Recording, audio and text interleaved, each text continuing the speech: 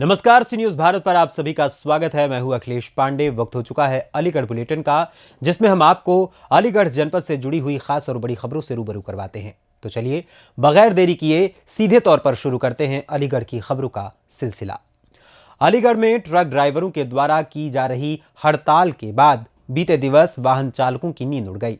वाहन स्वामियों के द्वारा लगातार पेट्रोल डलवाने के लिए लंबी लंबी कतारें पेट्रोल टंकियों पर लगाई गईं, जिसके बाद जिला प्रशासन भी पूरी तरीके से अलर्ट मोड पर आता हुआ नजर आया और जागरूक रहा। जिला प्रशासन के द्वारा भी वाहन स्वामियों को पेट्रोल व डीजल की पूरी खपत की बात कही गई। आपको बता दें कि हिट एंड रन मामले में मौजूदा सरकार के द्वारा नए कानून को लाने की बात कही जा रही है, जिसके बाद ड्राइवरों की मांग थी कि इस कानून को न लाया जाए। फिलहाल इस कानून की बात करें तो इस कानून पर सरकार बैकफुट पर आ गई है और इस पर पुनः विचार करने की बात कर रही है। भीड़ उमड़ रही है, किस तरह की व्यवस्था है जनपद में पेट्रोल डीजल की? ये केवल एक अफवाह है जिसकी वजह से लोग एक बैग भीड़ बढ़ा दिए हैं। बाकी अपने यहाँ ज़िले में डीजल और पेट्रोल की कोई कमी नहीं है और हमारे टैंकर भी रेगुलर आ रहे हैं, जिससे आपूर्ति में कोई कमी नहीं है। इसलिए केवल अफवाह है, इस पर लोग ध्यान ना दें। आप लोग आराम से जो है कि आके भरवाइए, तेल की कोई कमी नहीं रहेगी। तो क्या जो लोगों में जो तमाम तरह की अफवाह फैली है, लोग गाड़ी ले लेके आ रहे हैं और जो गाड़ियों को फुल करा के ले जा रहे हैं, तो क्या अपने जनपद में पर्याप्त डीजल पेट्रोल है?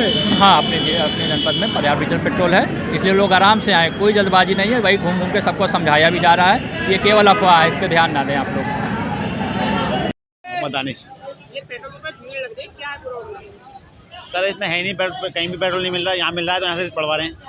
जिलाधिकारी द्वारा निर्देश दे दिया गया है कि जिला पूर्ति कोई भी बात नहीं रहेगी और ग्राहकों को डीजल और पेट्रोल उपलब्ध रहेगा। फिर भी इतनी भीड़ को लगाती है, पता नहीं है, वक्त का हो सकता है कल नहीं मिले। भाई काम भी करना है, जाना आना भी है। द्वारा इसके आदेश दे दिए गए। इतना टाइम नहीं है किसी पास। देखिए कितना टाइम लग रहा है यहाँ पर, 2 घंटे हो लाइन में खड़े, अब मिल रहा है। मिल गया आपको पेट्रोल? हाँ मिल गया। मैं सौरभ अग्रवाल। पेट्रोल पंप पर आज भीड़ तो लग रही है, क्या है? भीड़ लगने का कारण ये है कि ड्राइवरों की स्ट्राइक की जो एक सूचना थी, तो उस वजह से पब्लिक में मीडिया के माध्यम से एक पैनिक बना हुआ है कि कहीं ऐसा तो नहीं है कि स्ट्राइक होने के कारण पेट्रोल ना मिले हमें। तो इस वजह से पब्लिक काफ़ी पंपें जो है बंद हो चुकी हैं, क्योंकि डिलीवरी भी नहीं मिल पाई। ट्रक ड्राइवर्स जो स्ट्राइक पे जा रहे हैं, इस कारण से जो है वो पेट्रोल की शॉर्टेज होने के कारण। चंडीगढ़ जिलाधिकारी जिला पूर्ति का एक अभी मैसेज आया है कि जिला आपूर्ति द्वारा कोई डीजल पेट्रोल की कमी नहीं है, डीजल पेट्रोल मिलता रहेगा। उसके बावजूद जनता क्यों नहीं मान रही है? जिला प्रशासन की तरफ से पूरा सहयोग किया जा रहा है और जिला प्रशासन की तरफ से पूरी हर तरह की सुविधाएं दी जा रही हैं। कोशिश भी करी जा रही है कि जो सुचारू रूप से जो सप्लाई हमारी पेट्रोल डीजल की आती है डिपो से, तो वो हमें पूरी तरह से मिले। लेकिन फिर भी किसी न किसी कारणवश जो ड्राइवर बीच बीच में गाड़ियों को, जो आने वाली गाड़ियाँ हैं, ट्रक्स हैं, टैंक लॉरीज हैं, तो उनको रोक लेते हैं, जिस कारण से वो गाड़ियाँ नहीं आ पा रही हैं, जिसको प्रशासन द्वारा सुचारू रूप से दोबारा से चालू कराया जा रहा है। जो कि मेरे ख्याल से, जहाँ तक मुझे उम्मीद है कि आज शाम के बाद से, कल से ये व्यवस्था पूरी तरह से ठीक हो जाएगी। जिला पूर्ति द्वारा आपको कोई मैसेज किया गया है? जिला पूर्ति द्वारा ये मैसेज किया गया है कि पब्लिक को किसी तरह की परेशानी ना हो और अगर पेट्रोल डीजल हो तो किसी भी तरह की उसमें रोका ना जाए और तुरंत उसको मतलब प्रोवाइड कराया जाए पब्लिक को। जिला पूर्ति का एक मैसेज भी है कि पेट्रोल डीजल की कोई कमी नहीं है, जनता में अफवाह फैली हुई है। क्या पेट्रोल डीजल की वाकई में कोई कमी नहीं है, लेकिन पंपों पर पेट्रोल डीजल आने में जो असमर्थता हो रही है, उसके कारण से ये दिक्कत आ रही है, जो कि सुचारू रूप से आने वाले कल की तारीख में मेरा अपना मानना है कि सुबह से ठीक हो जाएगी। सौरभ। पेट्रोल पंप कौन सा? विशालपुर। अरे भाई ये इसी मसला है, ये मोदी जी ने जो रखा है, इसका इस चक्कर में हो रहा है। ये मान तो मिलता रहेगा, जिला प्रशासन द्वारा बता दिया गया है। अच्छा मिलता रहेगा, ये तो पता नहीं मिलता रहेगा, लेकिन आज तो पब्लिक बहुत है ना यहाँ पर। आपको पेट्रोल नहीं मिला है? अभी नहीं मिला, कितनी देर हो गई है? मेरे 2 घंटे हुए हैं खड़े हुए। जी हाँ। अलीगढ़ से सी न्यूज संवाददाता संजीव शर्मा की रिपोर्ट। ताले और तालीम की नगरी से सुविख्यात स्मार्ट सिटी अलीगढ़ शहर वासियों के लिए नव वर्ष बड़ी ही खुशी लेकर आया है, यानी कि नए साल में नई खुशी मिली है। गांधी पार्क क्षेत्र के दिल्ली अलीगढ़ कानपुर नेशनल हाईवे स्थित 91 के करीब पिछले 8 वर्षों से बन रहे धनीपुर मिनी एयरपोर्ट को नए साल पर विमान को उड़ान भरने के लिए डीजीसीए से लाइसेंस मिल गया है, जिसके चलते नववर्ष के मौके पर शहरवासियों का उड़ान भरने का सपना अब लगभग पूरा होने जा रहा है। जानकारी के अनुसार हाई-फाई पट्टी से फिलहाल 19 सीटर विमान का संचालन किए जाने की तैयारी की जा रही है। केंद्र सरकार की उड़ान स्कीम के तहत उत्तर प्रदेश के अलीगढ़ सहित यूपी के 6 जिलों की हवाई पट्टी को उड़ान भरने के लिए एयरपोर्ट में विकसित किया जा रहा है। 90 सीटर विमानों के जरिए अलीगढ़ से दूसरे शहरों के लिए उड़ान सेवा शुरू की जानी है, जिसके लिए 5 किलोमीटर लंबा रनवे तैयार हो रहा है। अलीगढ़ एयरपोर्ट का संचालन शुरू होने से दूसरे शहरों को जाने वाले लोगों एवं कारोबारियों को इसका सीधा लाभ मिलेगा। अलीगढ़ से हवाई यात्रा के लिए व्यापारियों को लखनऊ, आगरा, दिल्ली तक दौड़ लगानी पड़ती थी, जो कि अब काफी कम हो जाएगा और काफी सहूलियत होगी। करीब 110 करोड़ रुपए से अधिक का पैसा लगाकर एयरपोर्ट के निर्माण में अभी तक खर्च किया जा चुका है। पिछले 1.5 साल के लंबे समय से प्रदेश एवं केंद्र सरकार सहित विमानपत्तन प्राधिकरण से इसको ग्रीन सिग्नल मिलने का इंतजार था।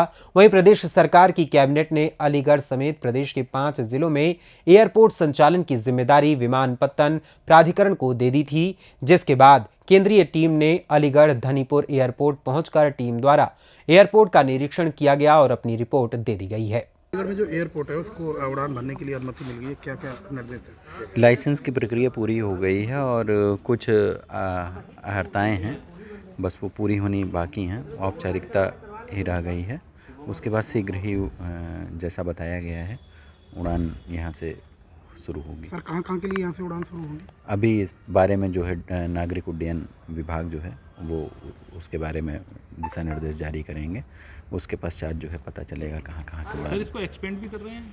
हाँ, इसका विस्तारीकरण का कार्य चल रहा है। भूमि अधिग्रहण हमारा लगभग 80% से ज़्यादा का हो चुका है और शीघ्र ही यहाँ और इसका विस्तार की प्रक्रिया जो है चल रही है। अलीगढ़ से सी न्यूज़ संवाददाता संजीव शर्मा की रिपोर्ट। उत्तर प्रदेश के जनपद अलीगढ़ में कांग्रेस पार्टी के प्रवक्ता और कार्यकर्ताओं द्वारा ईवीएम मशीनों को पूर्णतः बैन कर 2024 का लोकसभा चुनाव बैलेट पेपर पर कराए जाने की मांग करते हुए सड़कों पर उतरकर हल्ला बोला गया और जबरदस्त प्रदर्शन कर कलेक्ट्रेट का घेराव किया गया। ईवीएम मशीनों को हटाए जाने को लेकर प्रदर्शन कर रहे कांग्रेस नेता का साफ तौर पर कहना है कि मौजूदा सरकार के द्वारा ईवीएम मशीनों के माध्यम से ही चुनाव जीते जा रहे हैं और ईवीएम हटाने के लिए उनके द्वारा जिलाधिकारी कार्यालय का घेराव किया जा रहा है।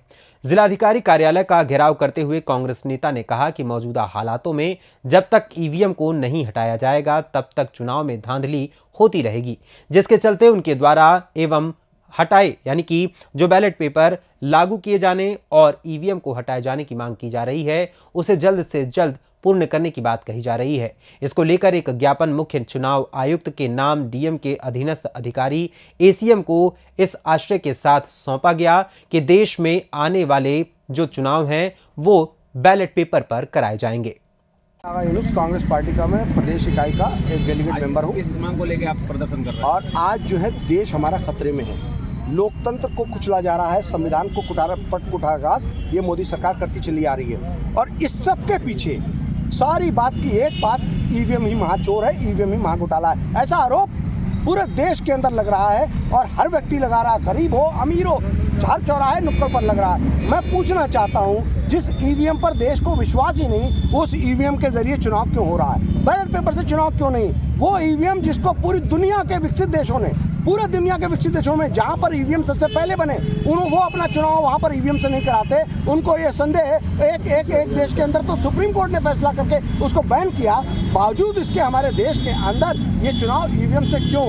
हमारा ये कहना है कि 19 लाख के करीब ईवीएम की चोरी की खबर आरटीआई के जवाब में बाकायदा है और आपके सामने है कि एक किसी शख्स ने ईसीआई और जो हमारे ईसीआई और बेल कंपनी है जो बनाती है डिवाइस को, उसने करीब बताया कि 40 लाख मशीन ईवीएम बनाया उन्होंने और फिर चुनाव आयोग ये कहता है कि उसके बाद 20 लाख के करीब मशीन है। तो मैं कहना चाहता हूँ 19 से 20 लाख मशीन वो चोरी होकर गई कहाँ? मैं ये कहना चाहता हूँ पूरा देश आरोप लगा रहा है कि इसके अंदर ईवीएम एक बड़ा घोटाला है, ईवीएम को बैन करना चाहिए और आपके माध्यम से मैं तमाम देश की पार्टियों से अपील करना चाहता हूँ कि ईवीएम पर एकजुट होकर बात होनी चाहिए, क्योंकि ये तो निष्पक्ष चुनाव की बात है ना। जब तक निष्पक्ष और पारदर्शिता चुनाव नहीं होगा तो कैसे जो चुनाव को माना जाएगा? जब देश की जनता को विश्वास ही नहीं है ईवीएम के अंदर, तो ईवीएम की ईवीएम ही एक महाघोटाला है, हम ये क्यों ना कहें। और हम ये कहना चाहते हैं कि देश की बातों को, देश की जनता की बातों को लोकतंत्र में नकारा नहीं जा सकता। वो लोकतंत्र नहीं जहाँ जनता की बातों को नकारा जाए। जनता की मांग, स्पष्ट मांग है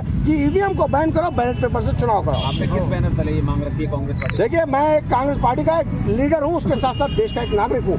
हमारे बहुत ही कर्तव्य देश को बचाने के लिए, देश के लोकतंत्र को, जो लाखों लोगों ने कुर्बानियां दी लोकतंत्र को लाने के लिए, उसके लिए हम अभी मुख्य चुनाव आयुक्त के नाम ज्ञापन दे रहे हैं। और अभी और ये जिलाधिकारी महोदय के नाम से के द्वारा ज्ञापन जाएगा। और हम हमारी स्पष्ट मांग है, ईवीएम को बैन करिए और बैलेट पेपर से चुनाव कराइए, क्योंकि ईवीएम पर देश को भरोसा नहीं है।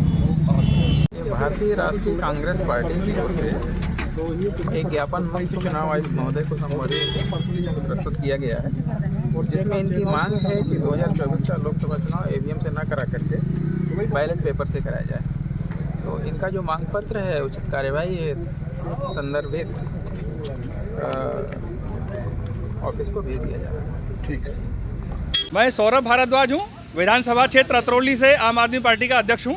आज किस तरह का विरोध प्रदर्शन किया गया? चूँकि आम आदमी पार्टी लोकतंत्र समर्थक है, सिविल सोसाइटी की आवाज़ है, आंदोलन से जन्मी पार्टी है। हम लोग लोकतंत्र को पुरजोर समर्थन करते हैं और लोकतांत्रिक व्यवस्था को बनाए रखने के लिए हर प्रयास करेंगे। ईवीएम लोकतंत्र को कलंकित कर रही है, इंस्टीट्यूशन पे हमला हो रहा है। निर्वाचन आयुक्त के चुनाव में जो भूमिका सरकार बनाना चाहती है अपनी निर्णायक, उस पर भी प्रक्रिया जो संदेह से परे नहीं रह पा रही है, उसमें संदिग्ध हो गई है।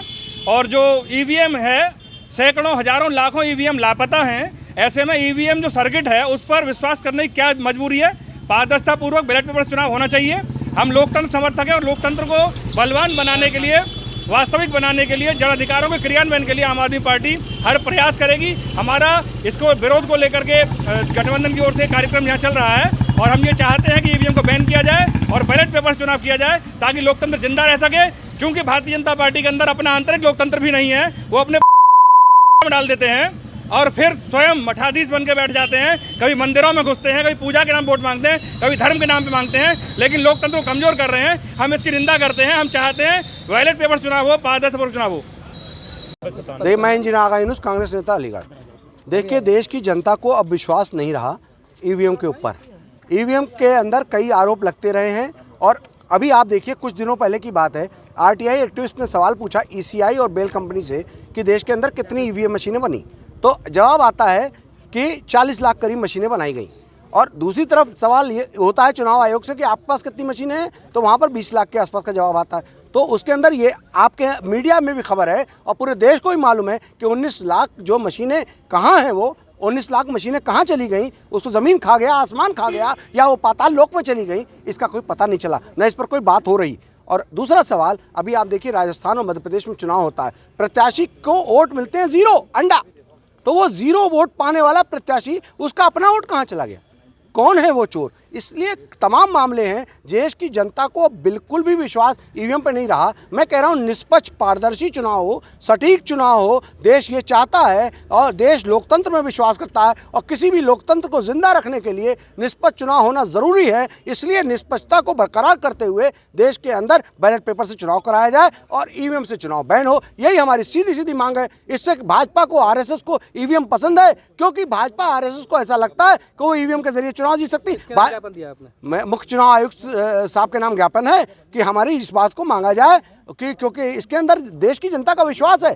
लोकतंत्र के अंदर देश की जनता ही सब कुछ है, लोगों का तंत्र। लोकतंत्र में पंत प्रधान देश में जनता मालिक होती है, और जो जनता चाहती है रेफरेंडम करा ले। चुनाव आयोग को लगता है रेफरेंडम करा ले, जनता बता देगी कि हमें मशीन पर विश्वास है, नहीं है। अलीगढ़ से सी न्यूज़ संवाददाता संजीव शर्मा की रिपोर्ट।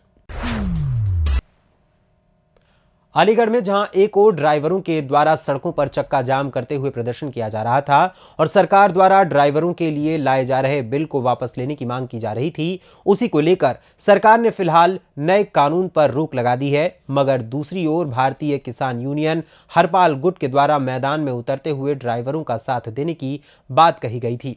हरपाल गुट का साफ तौर पर कहना था कि मौजूदा सरकार लगातार किसान विरोधी सरकार है और अब सरकार के द्वारा ड्राइवरों के अहित को, यानी कि उनका अनहित करने के लिए भी काले कानून को लागू करने की बात कही जा रही है। किस तरह की मांगों को लेकर ज्ञापन दिया है आज? ये हमारा नई साल के दूसरे दिन का हमारा भारतीय किसान यूनियन खुशियाँ मना रही है, जश्न मना रही है। हम लोग हंस रहे हैं और भगवान से ये प्रार्थना कर रहे हैं, हे भगवान हमारी खुशियाँ बढ़ती जाएं, पूरी साल धनदार से पूर्ण हो हम। तो हमारे इसलिए हमारे लोगों का यूनियन के पदाधिकारी हैं, वो कम माला आई थी, बहुत पदाधिकारी ज़्यादा है, माला थोड़ी है, इसलिए उनका माल्यार्पण से स्वागत भी हुआ है और मिष्ठान वितरण भी हुआ है बाहर। और वहाँ से हमने कहा कि इस खुशी के टाइम पर और हम एसडीएम साहब को ज्ञापन भी दे दें, जिसमें गरीबों के लिए कंबल वितरण की मांग हमारी है।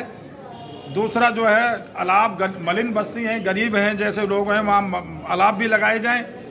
और साथ में तहसील में जो ज़िले पे जो तारीखें पड़ रही हैं, तारीख पर तारीख रोज़ाना, एक तो वकील हैं वो स्ट्राइक जो है वो करते रहते ज़्यादा, उनसे भी हमारी प्रार्थना है कि वो अपना कोर्ट का बहिष्कार कम करें। और हमारी कोर्ट से भी एसडीएम साहब से भी सवेरे हमारी वार्ता हुई थी, हमने कहा तारीख जल्दी से जल्दी दे के, ये 4-4 साल 3-3 साल 5-5 साल से मुकदमा में तमाम बर्बाद होते जा रहे हैं, खर्चा हो रहा है, तो इसमें जल्दी तारीख करके केसों का निस्तारण करें। साथ में जो मोटर व्हीकल एक्ट में जो संशोधन किया है उससे वो कठोर निर्णय है, उसको सरकार वापस ले। एक्सीडेंट अकस्मात होते हैं, इसलिए ऐसा कठोर कानून वापस लिया जाए। और गिलास गोंडा रोड पर करथला पर 2-3 गड्ढे हैं वहाँ ऐसे कि वहाँ खतरा है, उसमें तारकूल की गिट्टी जलवा करके उसे सही किया जाए और जो कहीं गड्ढे हैं वो सही किए जाएं। तो साथ में आवारा गौवंश जो नुकसान कर रहे हैं फसलों को, उसको भी पकड़वाए जाए और जगह पकड़े जा रहे हैं। इजलास में हमें सुनने में आया कि 144 की बात एसडीएम कर रही हैं, तो हमने कहा आवारा गौवंश पर तो 144 लगा दो, तो हमारी फसलों को उजाड़ रहे वो, उनको तो पकड़वाओ। तो हमारा तो कहने का काम है। नए साल में हम लोग ये कार्यक्रम करने आए हैं, हम कोई तोड़फोड़ करने नहीं आए, कोई हम हिंसा फैलाने नहीं आए, कोई हम बदतमीजी करने के लिए नहीं आए, हम इन बातों के लिए यहाँ पर आए हैं। एसडीएम साहब हमारी बात नहीं सुनना चाहती, तो ये मेरे ख्याल में उनका फैसला उचित नहीं है। अलीगढ़ से सी न्यूज़ संवाददाता संजीव शर्मा की रिपोर्ट। अलीगढ़ जनपद के कस्बा अतरौली में नगरपालिका परिषद अध्यक्ष वीरेंद्र सिंह लोधी की अध्यक्षता में बीते दिवस यानी 2 जनवरी को लगातार तीसरी बार ठेका उठाने की कवायद के बाद नगरपालिका प्रशासन को प्रदर्शनी का ठेका उठाने में कामयाबी मिल गई। आपको बता दें कि प्रदर्शनी ठेके की बोली 29 लाख रुपए की बोली से प्रारंभ हुई, जो लगभग 1 घंटे से अधिक समय तक चली। इस प्रदर्शनी ठेके में 4 ठेकेदारों ने भाग लिया। वहीं इस बोली समारोह में सर्वाधिक बोली रिंकू यादव के नाम से लगी, जो कि 32 लाख रुपए की छूटी। वहीं नगर पालिका परिषद अध्यक्ष वीरेंद्र सिंह लोधी ने प्रदर्शनी के उद्घाटन की तिथि 15 जनवरी को करने की घोषणा की। इस अवसर पर नगर पालिका परिषद अध्यक्ष वीरेंद्र सिंह लोधी, कर अधीक्षक सभापति यादव, जल कल सहायक अमित कुमार यादव, सफाई इंस्पेक्टर ऋषिपाल सिंह, सनोज नगाइज आदि नगरपालिका एवं सभासदों की उपस्थिति मौजूद रही।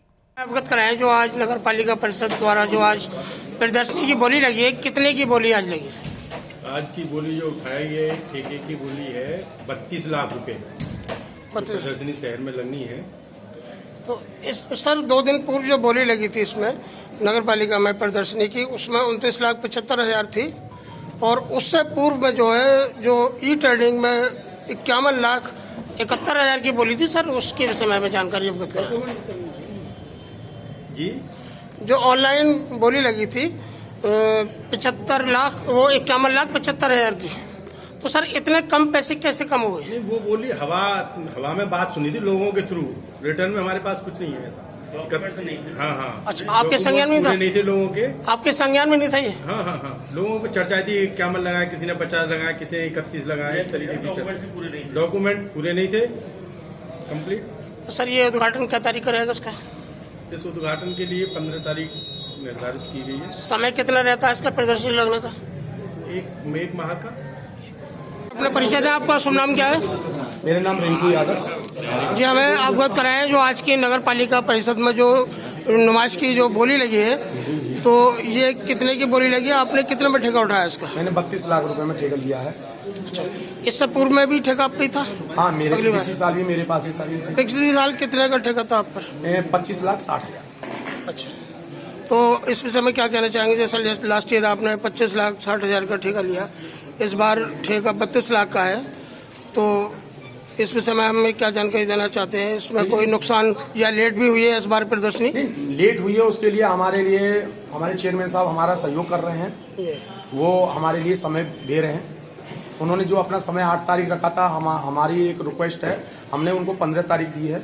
वो 15 तारीख से हम इसको आगे को सुचारू रूप से चालू करेंगे। जी देखिए भाई साहब, पत्रकार बंधु, ये तो समय बताएगा क्या मिलेगा क्या नहीं मिलेगा देखने को। तो उसमें क्या दिन की डेट है सर?